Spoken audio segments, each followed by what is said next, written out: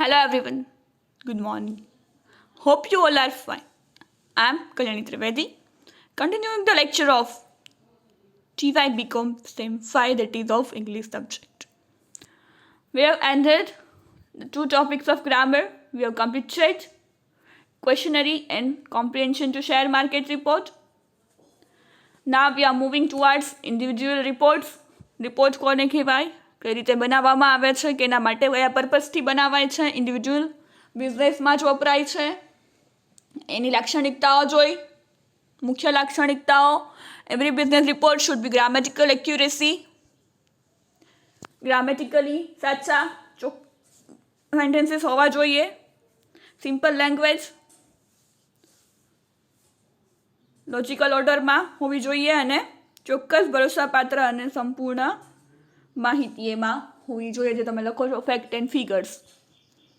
પછી types of business letters, business રિપોર્ટના કેટલા ટાઈપ્સ છે: periodic report, progressive report, examination report, recommendation report અને the statistical report. Apart from this there are various types of reports. હજી આનાથી પણ વધારે થોડા ઘણા ટાઈપ્સ છે. એ કયા છે? તો કે formal report, informal report, committee report, ad hoc committee report, directors report, executive heads report, financial report, company secretary report અને છેલ્લું આપણું ઇન્ડિવિજ્યુઅલ રિપોર્ટ. હવે ઇન્ડિવિજ્યુઅલ રિપોર્ટ શું છે? તો report written by an individual may be sent in the form of a letter. લેટરના ફોર્મમાં પણ લખાય છે individual report. It may be longer one with subtitles. એમાં સબટાઇટલ પણ હોય છે અને લોંગ હોય છે. જેમ લેટર શોર્ટ એન્ડ સ્વીટ આપણે 3 પેરેગ્રાફમાં લખીએ છીએ, જે આપણે બીસીમાં જોયું કે બોડી ઓફ ધ લેટરમાં બિગિનિંગ, મિડલ અને એન્ડ, ક્લોઝિંગ 3 જ પેરેગ્રાફ હોય. એમ આમાં નહીં હોય. રિપોર્ટમાં, ઇન્ડિવિજ્યુઅલ રિપોર્ટમાં ઘણા બધા પેરેગ્રાફ હશે ને લાંબો હશે.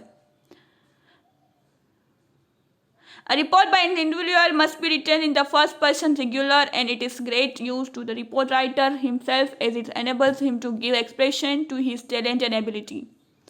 All reports by the secretaries and expert came into this category. All reports by secretary and expert દ્વારા લખવામાં આવતા બધા રિપોર્ટ છે આ કેટેગરીમાં આવે છે. But every report must be sign by the report writer. જે લખે છે એને ખુદે સાઇન કરવાની હોય છે. Report can be take any form but it is must be systematic form. કંઈ પણ લઈ શકે રિપોર્ટ, પણ એ સિસ્ટમેટિકલી હોવું જોઈએ. પછી parts of individual report. Individual report લખવો હોય તો એના પાર્ટ્સ, એના ભાગ, એમાં શું શું કઈ કઈ માહિતી આવે.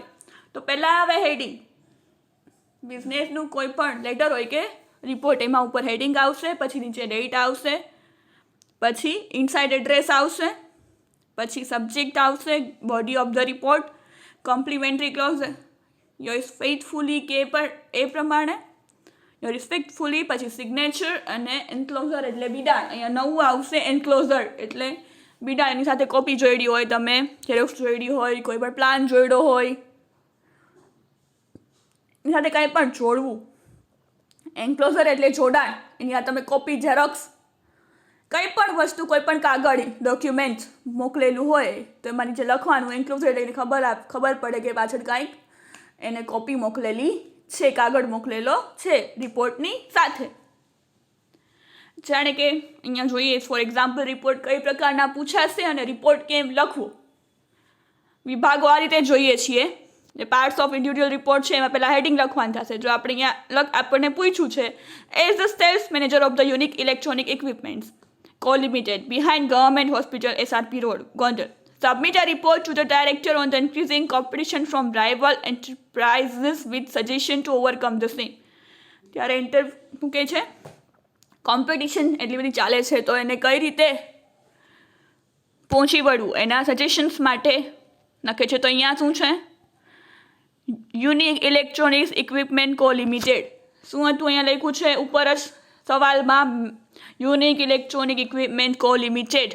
પછી behind government hospital SRP road Gondal એ.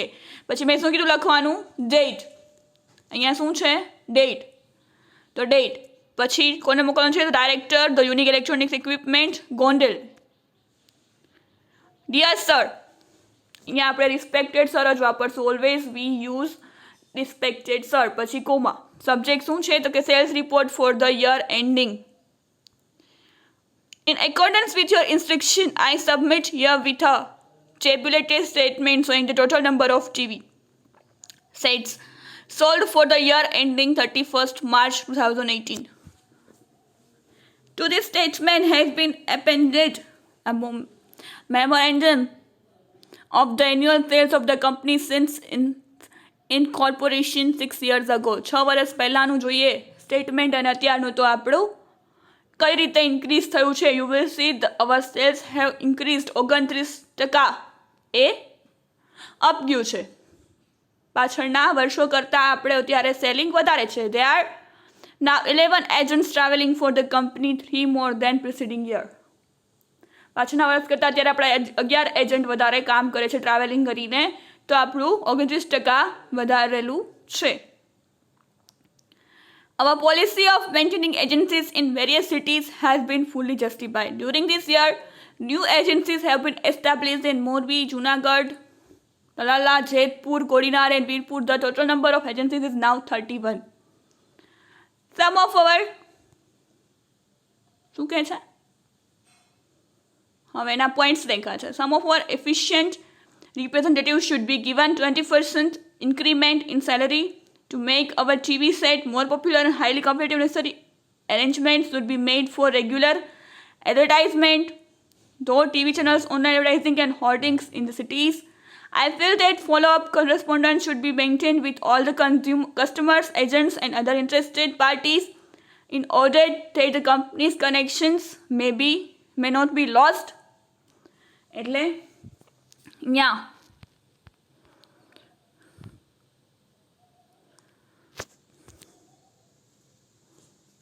શું કે છે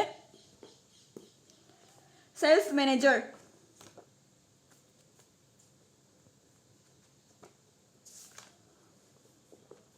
યુનિક ઇલેક્ટ્રોનિકના છે.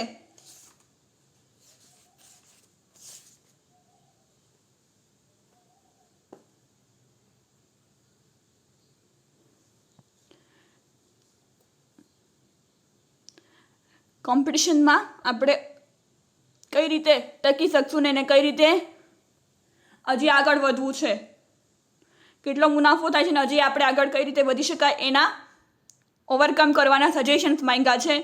તો એણે પહેલાં ટાઇટલ રાખ્યું છે, પછી આ રીતે એનો રિપોર્ટ મોકલ્યો છે કે આ રીતે આપણું પહેલાંના વર્ષે આટલું હતું, હવે અત્યારે આટલું ઇન્ક્રીમેન્ટ થયું છે.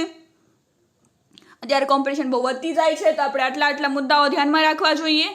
તો એમાં છે some of our most efficient representative should be given 20% increment, 25% વધારો કરવો જોઈએ સેલરીમાં.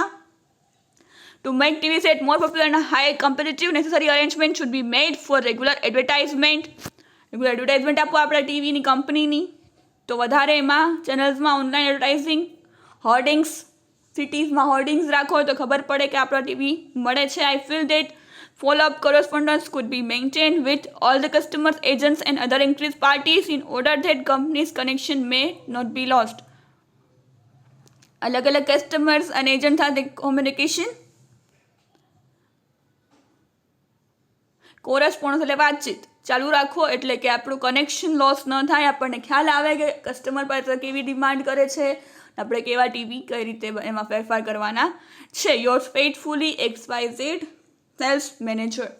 આ રીતે રિપોર્ટ લખવાનો થશે. આ તો ખાલી એક્ઝામ્પલ હતું બતાવવા માટે કઈ રીતે લખવાનું, હજી કેટલાય ટાઇટલ્સ કઈ રીતે પૂછાય છે, કેમ લખવું. આવી રીતે હેડિંગ ઉપર સવાલમાં આપેલું હશે ડેટ, પછી ડાયરેક્ટર, રિસ્પેક્ટેડ સર, સબ્જેક્ટ, પછી સ્ટાર્ટિંગની માહિતી. તમે આમાં ગમે તેટલું તમને એ ટોપિક રિલેટેડ તમને જે ખ્યાલ આવે કે તમે સેક્રેટરી છો, તમને કીધું કે હવે તમારે આમાં શું કરવાનું છે, તમે શું કરો એ બાબતે તમારે મુદ્દાઓ પેરેગ્રાફમાં સિમ્પલ સેન્ટેન્સમાં લખવાના થશે. છેલ્લે યોર્સ ફેithfully સેલ્સ મેનેજર એ રીતે પૂરું કરવાનું હશે. અગેન આઈ એમ રિપીટિંગ, શું જોયું છે, પહેલાં હેડિંગ આવશે, પછી ડેટ, પછી ઇનસાઇડ એડ્રેસ, અહીંયા એડ્રેસ, પછી સેલ્યુટેશન્સ એટલે કે રિસ્પેક્ટેડ સર, સબ્જેક્ટ, સેક્રેટરી કે મેનેજર બેમાંથી એક લખતા હશે.